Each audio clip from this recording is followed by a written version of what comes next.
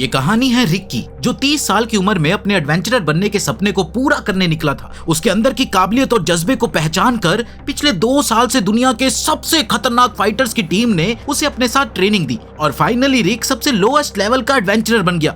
लेकिन उसके अंदर इतनी ताकत है कि वो चाहे तो एक ड्रैगन तक को एक मुक्के में खत्म कर दे। अब वो अपनी टीम के साथ मिलकर सबसे जरूरी मिशन पर काम करने के लिए तैयार था और अपने इसी मिशन को पूरा करने के लिए वो लोग कुछ खास मोतियों की तलाश में थे। और पहला मोती ढूंढने के बाद मेजेट ने दूसरे मोती की लोकेशन पता लगा ली थी, जो थी हेरोटोपिया, जो कोलिसियम्स और अपने ताकतवर योद्धास के लिए जाना जाता है। 400 साल पहले एक जमीन पर जो ज्यादातर रेगिस्तान से घिरी हुई थी, एक राजा था जिसका नाम था अलेक्जेंडर हेरोटोपिया। उसने वहां एक कोलिसियम बनवाया जहां ताकतवर योद्धा इकट्ठे होके एक दूसरे से लड़ सके। राजा खुद भी इन लड़ाइयों में हिस्सा लेता था और सालों तक लड़ते लड़ते वो कभी हारा नहीं था, बल्कि 10,000 जीतों के साथ बिना किसी हार के अमर विजेता बना। कोलिसियम की लोकप्रियता से हेरोटोपिया नाम का एक शानदार साम्राज्य उभर आया और आज राजा अलेक्जेंडर हेरोटोपिया हमेशा के लिए इस राज्य के स्थापक के रूप में याद किया जाता है। ब्रोसोन चाहता था कि काश वो अलेक्जेंडर के जीवित रहने के दौरान कम से कम एक बार उसके साथ मुकाबला कर पाता, पर अगर ऐसा होता तो शायद पूरा साम्राज्य ही तबाह हो गया होता। हेरोटोपिया में योद्धा बनना काफी प्रसिद्ध पेशा है, पर अब जब ब्रोसोन यहाँ के बारे में और जानना चाहता है तो उसे लगता है कि अब उन्हें उस मोती की तलाश शुरू कर देनी चाहिए जिसके लिए वो यहाँ आए थे। सभी लोग इस बात से सहमत थे, इसलिए वो सब मिलकर इधर उधर तलाश करने में लग जाते हैं। लेकिन जब भी वो किसी से इस बारे में पूछने जाते तो लोग ब्रोसोन से डर के मारे भाग जाते और इसी वजह से वो कोई तरक्की नहीं कर पा रहे थे। इसलिए रिक सुझाव देता है कि शायद हमें टाउन हॉल जाना चाहिए, क्योंकि उसके मुताबिक शायद वहाँ उन्हें जरूरी जानकारी मिल सकती थी। पर जैसे ही वो टाउन हॉल के लिए निकलने लगते हैं तभी उनकी नजर एक लड़की पर पड़ती है जिसे एक आदमी परेशान कर रहा था, जबकि वो उस आदमी से दूर रहना चाहती थी। रिक इस मामले में हिस्सा लेना चाहता था, पर तभी ब्रोसोन उसे रोक देता है और खुद उस आदमी के सामने जाकर खड़ा हो जाता है। और वही वो आदमी ब्रोसोन को लड़ाई की चुनौती देकर सबसे बड़ी गलती कर देता है। ब्रोसोन हमेशा अच्छी लड़ाई के लिए तैयार रहता था, जिसके बाद वो उस आदमी को एक गली में लेकर गया, जिसके 2 मिनट बाद ब्रोसोन उस आदमी के अधमरे शरीर के साथ वापिस आया। और अब ऐसी हालत होने के बाद वो आदमी पूरी तरह से बदल गया था। पूछताछ में वो आदमी अपना नाम गोल्ड बतलाता है और वो लड़की अपना नाम मिलितिया बतलाती है। जिसके बाद ब्रोसोन एक लाल मोती निकाल कर उनसे उस मोती के बारे में पूछता है, जिस पर गोल्ड कहता है कि उसने कुछ ऐसा पहले देखा जरूर था, पर उसे याद नहीं आ रहा था कि कहाँ देखा था। मिलितिया भी वो मोती पहचान तो जरूर लेती है, पर उसे याद नहीं आ रहा था कि उसने उसे कहाँ देखा था। तभी साल की फाइटिंग टूर्नामेंट की परेड जोर शोर से निकलती है और मिलितिया और गोल्ड दोनों इस परेड को लेकर बहुत उत्साहित थे। जिसके बाद उन्हें पता चलता है कि किंग ऑफ फिस्ट टूर्नामेंट शुरू होने में अभी सिर्फ 2 महीने बचे थे। इस पर गोल्ड उन्हें समझाता है कि ये एक ऐसा टूर्नामेंट है जहां सभी योद्धाओं के बीच चैलेंज होता है और ये इतना लोकप्रिय था कि हर साल 5 लाख से ज्यादा दर्शक इसे देखने आते हैं। इस परेड की अगुवाई किंग ऑफ फिस्ट के 5 बार के चैंपियन केरविन वोल्फ कर रहा था और वो अपनी शक्ति के लिए काफी मशहूर था, इसलिए यहाँ सब उसको चाहते थे। अपने आइडियल को परेड में देखते हुए मिलितिया और गोल्ड की नजर उसकी बेल्ट पर पड़ी और तभी उन्होंने देखा कि केरविन के चैंपियन बेल्ट में वही मोती था जिसके पीछे रिक और उसकी टीम लगी हुई थी। परेड खत्म होने के बाद केरविन उन्हीं फैंस को नमस्कार करके वापस जिम में आराम करने के लिए चला गया, जहां जिम का मालिक उसके पास आकर उन प्रमोशनल कामों के लिए उससे माफी मांगता है। पर केरविन समझता था कि टूर्नामेंट से पहले हाइप बनाना बहुत जरूरी है। उसके मुताबिक हमेशा बिना चुनौती जीतने से उसकी जिंदगी थोड़ी बेमजा हो गई थी और अब वो चाहता था कि कम से कम एक बार तो उसे कोई काबिल प्रतिद्वंदी मिले। तभी रिक और रिनेट अंदर आते हैं और केरविन तुरंत महसूस कर लेता है कि ये लोग बाकी योद्धाओं से बिल्कुल अलग है। जिम ओनर कहता है कि उनकी बिना इजाजत के अंदर आना एक बदतमीजी है, चाहे वो फैंस ही क्यों ना हो। रिक बिना इजाजत अंदर आने के लिए माफी मांगता है, पर साथ ही वो साफ कर देता है कि वो केरविन के फैंस बनकर नहीं आए थे। असल में वो लोग एक खास मोती की तलाश में हैं। रिनेट पूरी कहानी बताने ही वाली थी कि तभी ब्रोसोन वहां आ जाता है और सीधे पॉइंट पर आकर कहता है कि उसे केरविन की बेल्ट चाहिए। बताओ भाई, सीधा सीधा आकर कह दिया। मैनेजर सोचने लगता है कि ब्रोसोन और उसके लोग चोर हैं जो बेल्ट चुराना चाहते हैं, जिस पर ब्रोसोन कहता है कि वो बेल्ट चुराने नहीं आए हैं, उन्हें तो केवल बेल्ट में लगी वो मोती चाहिए जो उनकी टीम के एक पुराने सदस्य की थी और अब उन्हें उसकी बहुत जरूरत है। साथ ही वो वादा करता है कि वो इस बेल्ट के लिए एक उतना ही खूबसूरत नकली मोती बनवा देगा। ऑनर फिर भी ब्रोसोन को झूठा मानता है और जिम के लोगों से उन्हें बाहर निकालने को कहता है। निकालो इन्हें बाहर, पर केरविन उन्हें रोक देता है। बस पर ब्रोसन की पूरी बात सुनने के बाद भी केरविन बेल्ट की मोती सीधा उन्हें नहीं दे सकता था, क्योंकि ये बेल्ट हेरोटोपिया का गर्व है। अगर ब्रोसन को ये बेल्ट चाहिए थी तो उसे टूर्नामेंट जीतना होगा, तभी वो इस बेल्ट को हासिल कर पाएगा। ब्रोसन को ये शर्त बिल्कुल ठीक लगी, इसलिए वो चुपचाप मुड़कर वहां से निकल जाता है, जिसके बाद सभी लोग बाहर चले जाते हैं और उनके निकलते ही ऑनर उन लोगों को बदतमीज कहता है।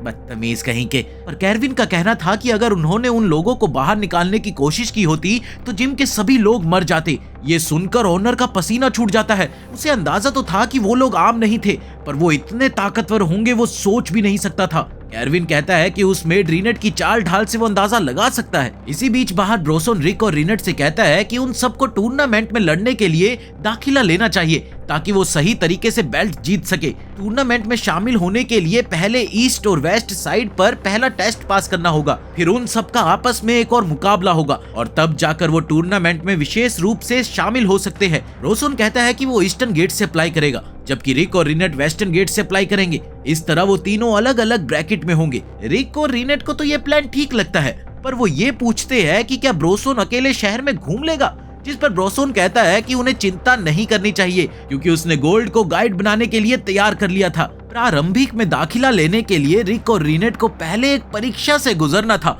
जो लगभग एडवेंचरर गिल्ड की प्रमोशन एग्जाम जैसा ही था। जैसे रिक अपने टेस्ट के लिए अरीना में पहुंचा है तो उसे बताया जाता है कि उसे अपनी शक्ति आजमाने के लिए एक मॉक बैटल लड़नी होगी, जिस पर रिक पूछता है कि क्या उसका विरोधी ताकतवर होगा। तो एग्जामिनर फॉर्म्स चेक करके उसे बताता है कि वो जिस लड़की से लड़ेगा वो अब तक सब मैचेस जीती है। तभी अचानक से दरवाजे जोर से खुलते हैं और एक जानी पहचानी आवाज अपना परिचय देती है। वो आवाज बहुत ही कॉन्फिडेंटली कहती है कि उसकी रफ्तार के कारण लोग उसे द फ्लैश कहते हैं, इसलिए जो भी उसके सामने आएगा वो बचेगा नहीं। पर जैसे ही वो रिक को देखती है तो उसका पूरा आत्मविश्वास हिल जाता है। एंजेलिका पूछती है कि आखिर रिक यहाँ पर क्या कर रहा था, पर सामने से वो भी यही पूछता है कि वो यहाँ क्या कर रही है। रिक को थोड़ी टेंशन होती है कि कहीं एंजेलिका का भाई भी यहाँ ना हो, पर एंजेलिका उसे बताती है कि उसके सिबलिंग्स यहाँ नहीं आए थे, तो रिक को चिंता करने की कोई जरूरत नहीं है। एंजेलिका जानती थी कि रिक कितना ताकतवर है, इसलिए वो मानती थी कि उसका नसीब ही खराब था जो उसे रिक से लड़ना पड़ रहा था। वो जानती थी कि हारने से कोई नुकसान नहीं होगा, पर उसकी कभी ना हारने वाली स्ट्रीक खत्म हो जाएगी जो वो कभी नहीं चाहती थी। इसलिए वो सोचती है कि वो शुरू से ही पूरी शक्ति लगा देगी ताकि वो अपनी स्पीड से रिक को हैरान कर दे। पर जैसे ही वो हमला करने लगती है तो वो मुंह के बल गिर जाती है। उसे लगता है कि शायद वो घबराहट में फिसल गई थी, इसलिए वो दोबारा उठकर रिक पर तेजी से हमला करने लगती है, पर वो एक बार फिर से नीचे गिर गई। लेकिन अब तक वो समझ गई थी कि वो अपनी घबराहट की वजह से नहीं गिर रही, बल्कि रिक कुछ कर रहा था। तभी रिक नीचे गिरी एंजेलिका से पूछता है कि वो इसके नए स्किल के बारे में क्या सोचती है, जिसका वो पिछले कुछ महीनों से अभ्यास कर रहा था। असल में जब रिक को अपनी शक्ति का अंदाजा हुआ तो उसने सोच लिया था कि वो आसपास के लोगों को बिना चोट पहुंचाए लड़ना सीखेगा, इसीलिए उसने 8 secret arts of going easy विकसित किए थे और अभी वो पहला आर्ट यूज कर रहा था, जिसमें लगातार लेग स्वीप्स करने होते थे। अब इसमें कोई खास डैमेज तो नहीं होता था, पर विरोधी के बार बार गिरने से उसकी हिम्मत टूट जाती थी।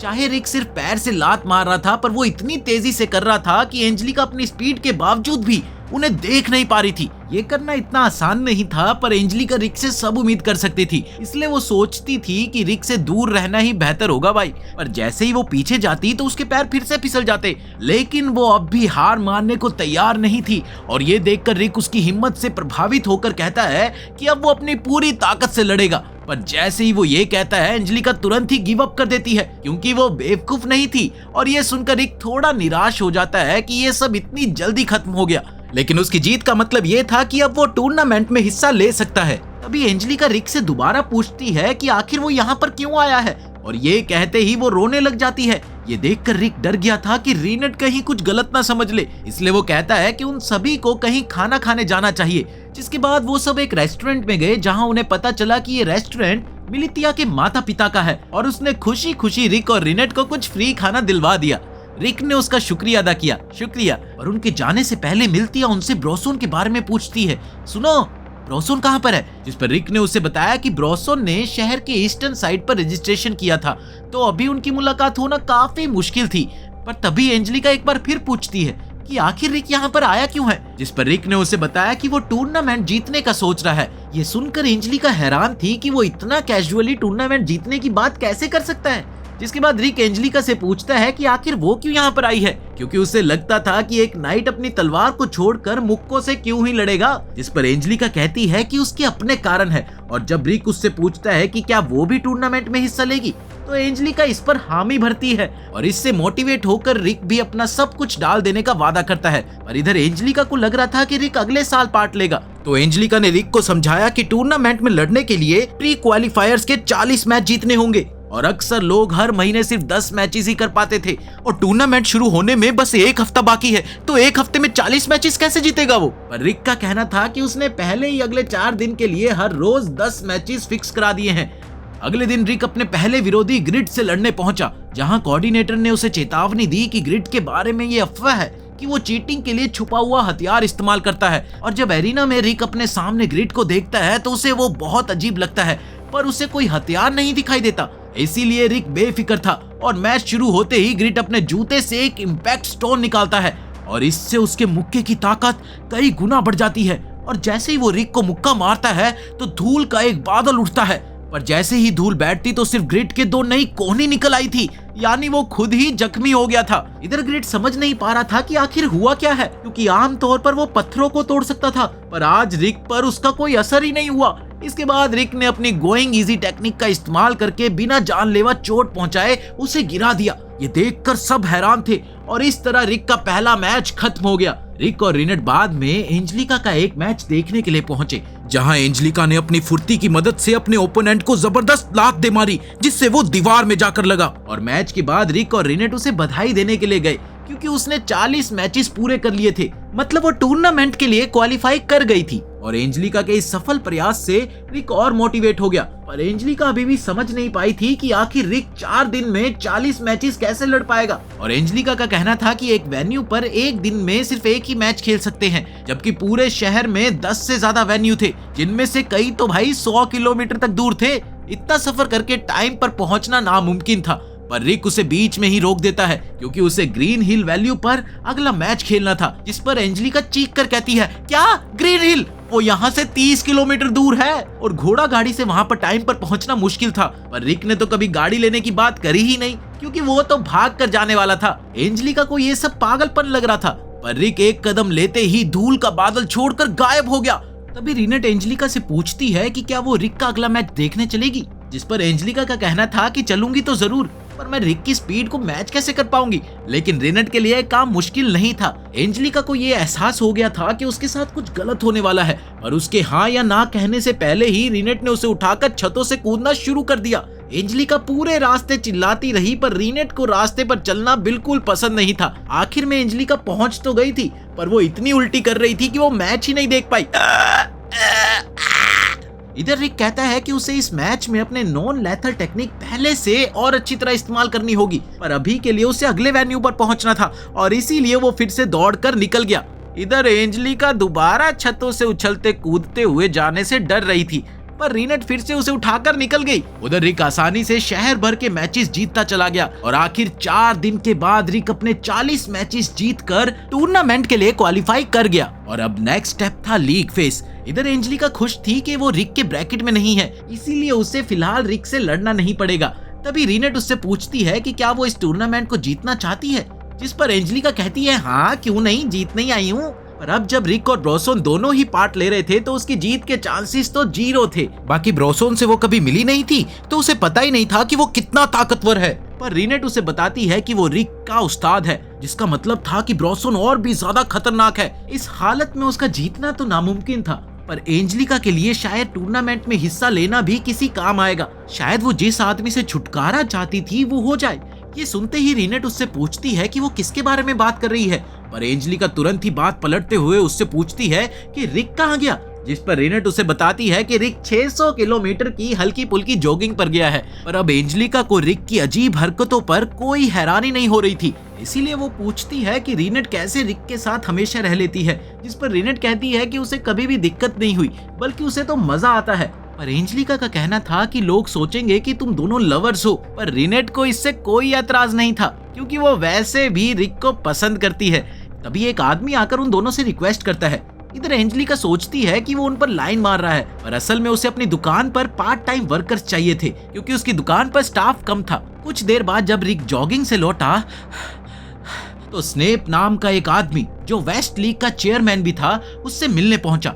रिक पूछता है कि स्नेप उसे कैसे जानता है, जिस पर स्नेप कहता है कि रिक वेस्ट लीग में सबसे तेज क्वालिफाई करने वाले आदमी के रूप में मशहूर हो गया है। और उसी समय स्नेप का गार्ड बाहर आकर कहता है कि एंजेलिका यहाँ नहीं है। और ये बात सुनकर स्नेप काफी उदास हो गया। ये देखकर रिक पूछता है कि क्या तुम एंजेलिका को जानते हो, इस पर स्नेप उसे बताता है कि वो एंजेलिका और उसके परिवार से अच्छा परिचय रखता है। जिसके बाद रिक ने स्नेप से पूछा कि तुमने लड़ना कब छोड़ा, और ये सुनकर स्नेप काफी हैरान हुआ कि आखिर रिक को कैसे पता चला। जिस पर रिक ने उसे बताया कि जब उन्होंने हाथ मिलाया तो उसे तुरंत ही पता चल गया था कि ये हाथ एक ट्रेंड योद्धा के हैं। ये सुनकर स्नेप स्वीकार करता है कि वो एक समय पर छोटे टूर्नामेंट का विजेता रहा था जहां उसे सबसे ज्यादा उत्साह मिलता था, पर वो 20 साल पहले की बात थी। लेकिन अब वो रिटायर हो चुका था और इस साल वो अपनी कंपनी के एक योद्धा को टूर्नामेंट में भेज रहा था। जाते जाते स्नेप रिक से कहता है कि वो एंजेलिका को बता दे कि वो उसे ढूंढ रहा है और वो अपनी सेहत का ध्यान रखे। स्नेप के जाने के बाद रिक अंदर आता है और मिलितिया उससे पूछती है कि क्या सब ठीक है। उसने स्नेप को रिक से बात करते हुए देखा था और इसीलिए वो रिक को सावधान करती है कि स्नेप देखने में शरीफ जरूर लगता है, पर अफवाह थी कि वो अंडरवर्ल्ड से जुड़ा हुआ है। ये सुनकर रिक हैरान था क्योंकि स्नेप एंजेलिका के परिवार से जुड़ा हुआ है और अब स्नेप की कंपनी टूर्नामेंट की मेन स्पॉन्सर थी, इसीलिए उसे एक योद्धा बिना क्वालिफिकेशन के भेजने की छूट मिली हुई थी। तभी रिक सुनता है कि कुछ आदमी बार में बात कर रहे हैं, बाहर कितनी खूबसूरत बनी लड़कियां खड़ी हैं। और जैसे ही वो डार्क एल्फ बनी गर्ल का जिक्र करते हैं, रिक तुरंत समझ जाता है कि वो रीनेट की बात कर रहे हैं। बस इसीलिए वो तुरंत उस तरफ को भागता है।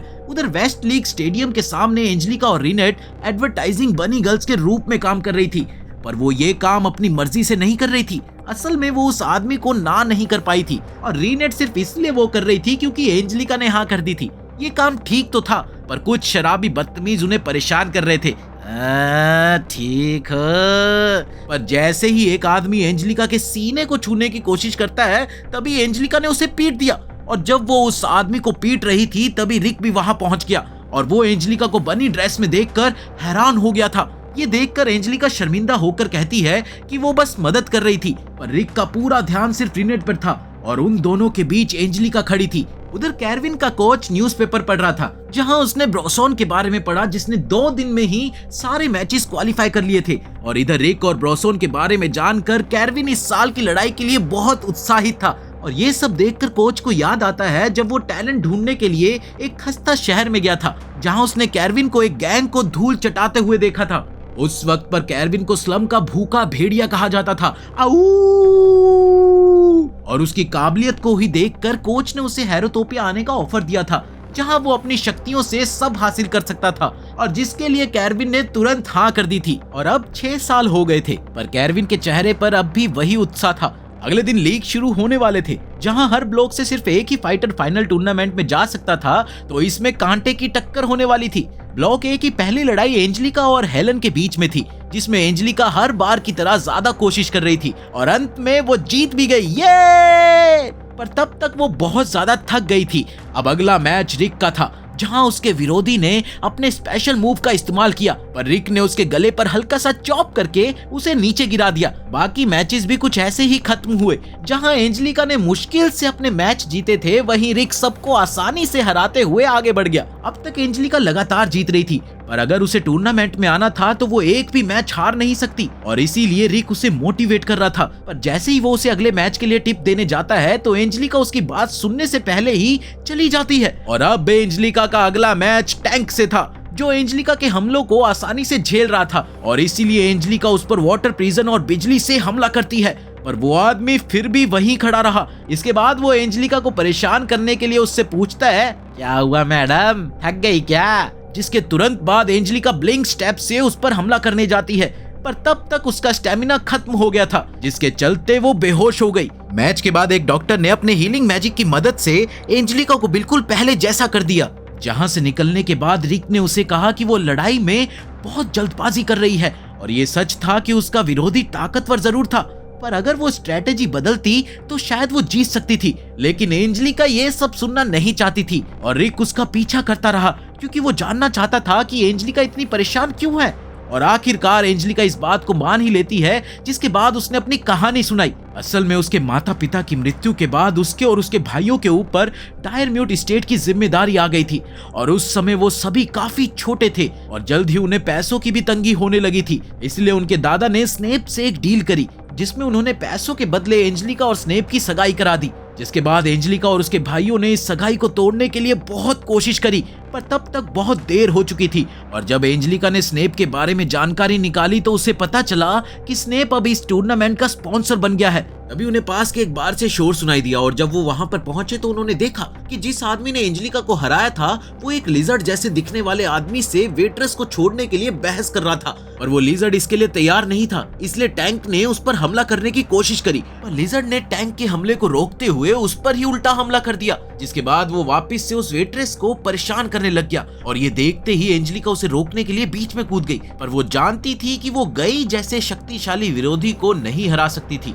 और इधर गई इस बात पर और गुस्सा हो गया था कि कोई उससे कमजोर इंसान उसे रोकने की कोशिश कर रहा था और इसीलिए वो एंजेलिका पर हमला करने लगता है। पर तभी रिक ने बीच में आकर उसका हाथ पकड़ लिया और गई के लड़ाई शुरू करने से पहले ही स्नेप भी वहां पर पहुंच गया और उसने सभी से माफी मांगते हुए गई को शांत होने को कहा। असल में गई स्नेप का छोटा भाई था जिसे बहुत ज्यादा गुस्सा आता था, पर स्नेप के कहने पर उसका गुस्सा उतना ही जल्दी शांत भी हो जाता था। स्नेप के जाने के बाद एंजेलिका ने बताया कि असल में स्नेप ने सगाई वाली डील में काफी पैसा लगाया था और इसीलिए अब वो टूर्नामेंट की बैटिंग से पैसा कमाने के लिए अपना खुद का योद्धा उतारने वाला था ताकि वो इसके नतीजे को फिक्स कर सके। इसलिए एंजेलिका ने सोचा कि वो उस योद्धा को हरा के स्नेप के प्लान को बिगाड़ देगी ताकि वो सगाई तोड़ने पर मजबूर हो जाए। रिक सोचकर कहता है, तो क्या मैं तुम्हें ट्रेन करूं? ये सुनकर एंजेलिका को डर तो लगा क्योंकि वो जानती थी कि रिक की ट्रेनिंग मतलब मौत के बराबर, पर वो इसके बावजूद भी तैयार हो गई। जिसके बाद रिक 100 किलो का वेट उसके ऊपर बांध देता है और कहता है कि मेरे साथ साथ रहना वरना तुम मर जाओगी।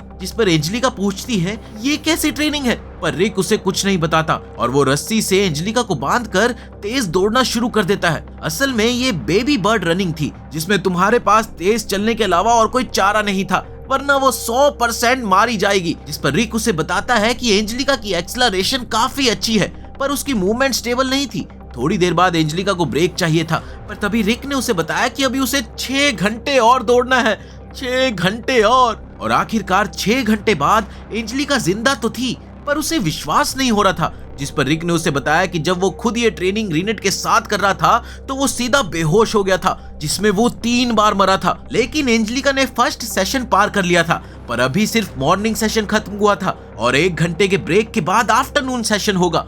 एंजेलिका ये सुनकर पूरी तरह से डर गई थी। 5 दिन की इस नर्क जैसी ट्रेनिंग के बाद एंजेलिका निक से भागकर एक सुनसान जगह पर आ गई और वो सोच रही थी कि मैं चुपचाप यहाँ से कहीं दूर चली जाती हूँ। पर अभी सिर्फ 15 मिनट ही हुए थे कि रिक उसे ढूंढते हुए वहां पर पहुंच गया और ये देखकर एंजेलिका हैरान थी कि उसने उसे इतनी जल्दी कैसे ढूंढ लिया। और अब उसे लग रहा था कि अब रिक उसे डांटेगा, पर वो डांटने नहीं आया था। इसकी बजाय वो कहता है कि वो समझ सकता है कि भागना क्या होता है क्योंकि वो खुद भी ट्रेनिंग से भाग चुका था और वो हजारों बार मरा था। पर ब्रोसोन हमेशा उससे कहता था कि अगर तुम अब छोड़ दोगे तो हमेशा पछताओगे, और बस यही सोचकर रिक कभी भी परमानेंट क्विट नहीं कर सका। इसके बाद एंजेलिका उसे बताती है कि उसे नोबल फैमिली के रिवाज बिल्कुल पसंद नहीं थे और उसे कभी समझ नहीं आया कि क्यों एक मील के लिए 3 स्पून चाहिए थे। वो नोबल बनकर नहीं बल्कि पहली फीमेल स्पेशल ग्रेड नाइट बनकर अपनी फैमिली को सपोर्ट करना चाहती थी। ये सुनकर रिक काफी खुश हुआ, लेकिन वो एंजेलिका को वापस ट्रेनिंग पर ले गया और अब वो एंजेलिका को एक ऐसी टेक्निक सिखाना चाहता था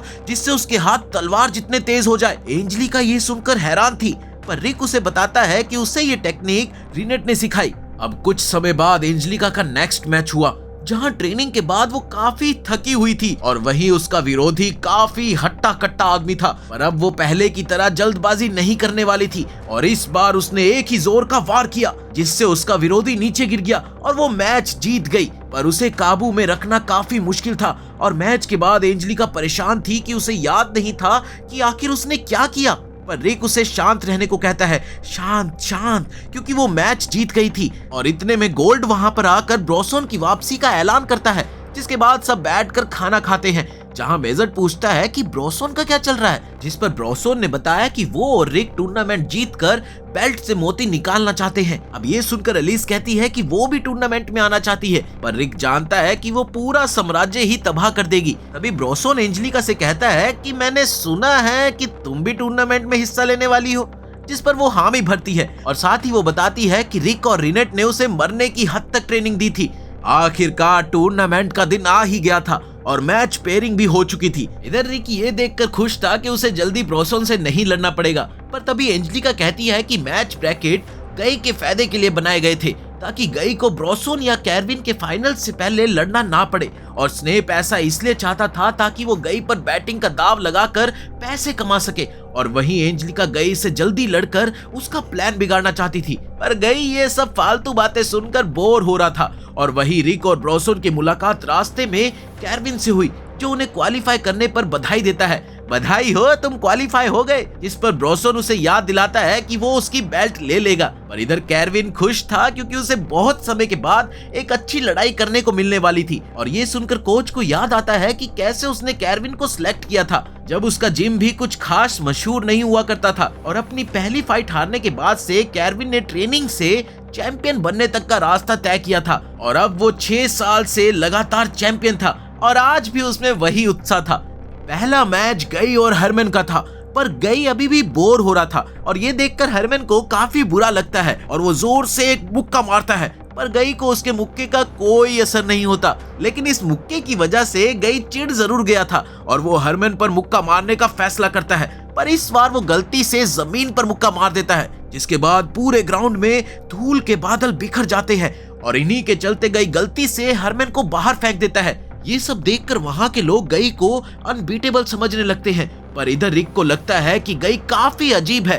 असल में वो बहुत शक्तिशाली तो जरूर था, पर उसके पास कोई ट्रेनिंग नहीं थी। अगले कुछ मैचेस ऐसे ही चलते रहे जिनमें एंजेलिका, रिक, ब्रोसोन अपने अपने सभी मैचेस जीत गए और अब दिन का आखिरी मैच केविन का था। और मैच शुरू होते ही जैसे ही उसका विरोधी हमला करने वाला था कि तभी केविन ने उसे गिरा दिया, मानो जैसे केविन को उसके मूव के बारे में पहले से ही मालूम हो। असल में केविन ने खुद को इतना ट्रेन किया था कि वो अपने विरोधी के अगले मूव को पहचान लेता था, फिर भी वो ड्रामे के लिए थोड़ी बहुत मार खा लेता है और अंत में अपने एक ही मुक्के से वो मैच खत्म कर देता है। अगले दिन सेमीफाइनल्स थे जहां एंजेलिका का सामना गई से होने वाला था। तभी स्नेप रिक के पास आता है और कहता है कि वो अपनी स्पॉन्सर सीट छोड़कर यहाँ उसके साथ बैठना चाहता है क्योंकि उसका भाई और उसकी होने वाली दुल्हन एंजेलिका लड़ने वाले थे। बस इसीलिए वो ये मैच नजदीक से देखना चाहता था। अपने मैच से पहले एंजेलिका की मुलाकात गई से कॉरिडोर में होती है, जहां वो उसे याद दिलाती है कि वो अब उसकी विरोधी है। पर पहले तो गई उसे पहचान ही नहीं पाता,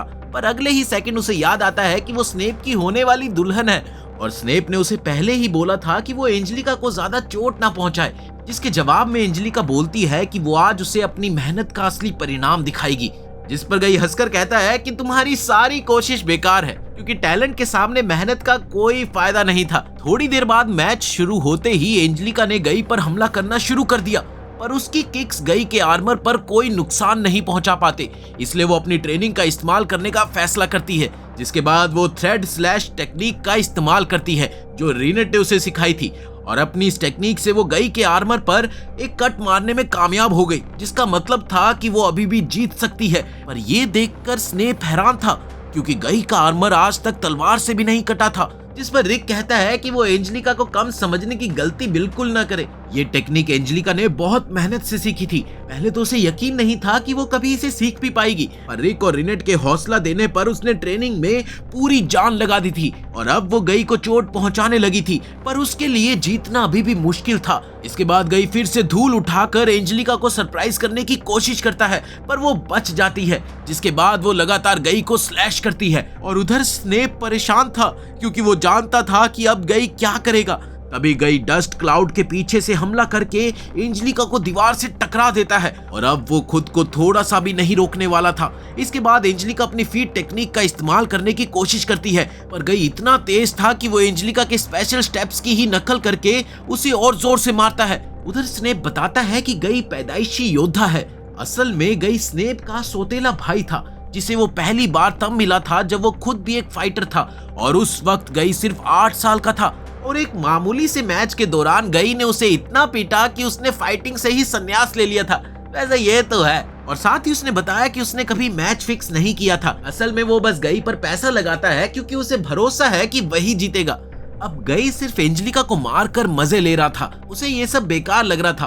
तभी वो एंजेलिका से पूछता है कि क्या अब उसे समझ आया कि वो कितनी निकम्मी है। पर एंजेलिका हार मानने को तैयार नहीं थी और वो अपनी कमजोर हालत में भी उसे मुक्का मारने की कोशिश करती है। पर उसकी इस हरकत ने गई को और गुस्सा दिला दिया और अब गई रूल्स को तोड़कर एंजेलिका को जान से मारना चाहता था। तभी रिक चिल्लाकर उसे रोकने की कोशिश करता है, रुक जाओ, ऐसा मत करो, ऐसा मत करो। पर गई का उसके ऊपर कोई असर नहीं था। लेकिन ऐन वक्त पर एक जूता उड़कर आता है जिसके चलते गई का हमला मिस हो जाता है। असल में वो जूता रिक का था। आमतौर पर रिक गुस्सा नहीं होता था, पर आज वो गुस्से से भरा हुआ था। और मैच के बाद बैक स्टेज में गई रिक पर चिल्लाता है, तूने ये क्या किया। और अब गई बदला लेना चाहता था, पर जैसे ही वो रिक को लात मारता है उसी पल रिक उसके पीछे खड़ा होकर अपना जूता पहन रहा होता है। जिसके बाद रिक कहता है कि मैं तुमसे बदला लूंगा, पर अभी नहीं, टूर्नामेंट में। और टूर्नामेंट में तुम्हें सबके सामने हराऊंगा ताकि तुम सबके सामने बेइज्जत हो। अपने अगले मैच में रिक गुस्से में अपने विरोधी को बिना ध्यान के बजा देता है, पर वो जीत जाता है। जिसके बाद वो एंजेलिका को देखने जाता है, जहां नर्स कहती है कि एंजेलिका की जिंदगी खतरे में नहीं है, पर उसके इलाज को टाइम लगेगा। ये सुनकर रिक खुश था कि वो ठीक हो जाएगी, पर उसे दुख इस चीज का था कि उसने इतनी मेहनत की और वो फिर भी हार गई। दूसरी तरफ ब्रोसन और कैरविन भी जीत गए थे और फाइनलिस्ट अब तय हो गए थे। अगले दिन रिक को कॉरिडोर में एंजेलिका मिली, जो पहले से बेहतर थी क्योंकि ब्रोसन ने उसे खुद ठीक किया था। पर रिक ने उसे ज्यादा स्ट्रेस ना लेने को कहा। देखो, ज्यादा स्ट्रेस मतलब सब ठीक हो जाएगा। रिक बीते हुए कल का जिक्र नहीं करना चाहता था और इसीलिए वो चुपचाप वहां से जाने लगता है। पर तभी एंजेलिका बोल पड़ती है और वो उससे माफी मांगती है, मुझे माफ कर दो, मैं तुम्हारी उम्मीदों पर खरी नहीं उतर पाई क्योंकि रिक ने इतनी मेहनत करके उसे ट्रेनिंग दी थी, जबकि उसे खुद इससे कुछ हासिल नहीं होने वाला था। इसके बावजूद भी वो अपना लक्ष्य पूरा नहीं कर पाई थी और अब उसे लग रहा था कि शायद वो एक फाइटर बनने के लायक ही नहीं है। और अगर गलती किसी की है तो वो रिक की थी, क्योंकि वो गई की असली शक्ति का अंदाजा सही से नहीं लगा पाया था। इसके चलते वो एंजेलिका को ठीक से तैयार ही नहीं कर पाया और अब वो चाहता था कि एंजेलिका ध्यान से उसका और गई का मैच देखे ताकि वो उसे दिखाए कि मेहनत से क्या हासिल किया जा सकता है। अब रिक के मैच का टाइम हो गया था और वो गई के सामने खड़ा था। तो क्या रिक की मेहनत गई के टैलेंट का मुकाबला कर पाएगी? जानने के लिए देखना होगा अगला एपिसोड, जो कि कल ही आएगा। और हाँ, पक्का कल ही आएगा।